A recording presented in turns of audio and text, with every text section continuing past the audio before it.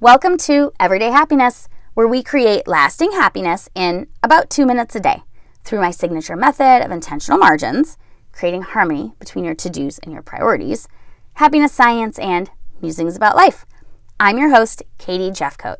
And when I think about intentional margins and when I was creating this concept, this was the vision in my head. So imagine you are opening a book. The paragraphs are perfectly justified.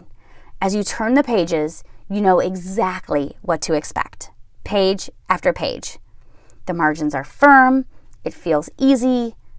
Imagine the words are your to-do list.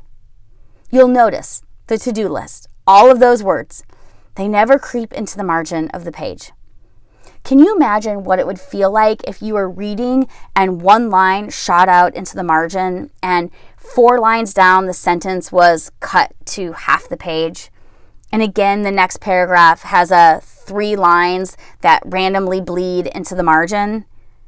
The next page is the same random lines shooting out into the margins, chapter after chapter. It feels random. It feels sporadic. It gives you a little uneasiness, some anxiety, and it makes reading that book like so much harder. That's what I was feeling when my to-do list felt out of control. Like I was on the hamster wheel of to-dos and I couldn't imagine jumping off. When we create boundaries, those margins in a book, we can create harmony. And the intentional margins are the best parts of your day.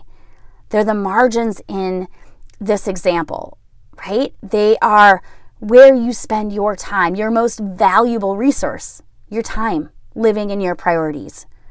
So intentional margins is a buffer of space and time to find harmony between your to-dos and your priorities. When you think of this book, your margins are your juiciest parts, right? You don't want to miss it.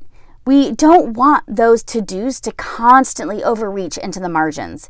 Here and there, that's harmony, right? That happens. But when it's consistent, we feel overwhelmed and out of control, and that's not a good feeling. So for me, intentional margins was my filter to prioritize what I need to say yes to and what I need to say no to, so that I can achieve those boundaries and still be intentional about my margin. All the good stuff happens on the margin. It's the coffee with a friend, it's date night with the husband, it's reading books with the children. And if you could do anything you wanted, what would you put in your intentional margins? I'm at Everyday Happiness with Katie. Tag me on an IG story so we can celebrate you. Use the hashtag intentional margins. Send me a DM. I promise to write back. I'm very, very curious what you would put in your intentional margins. And remember, kindness is contagious. So go out there into the world and spread that kindness.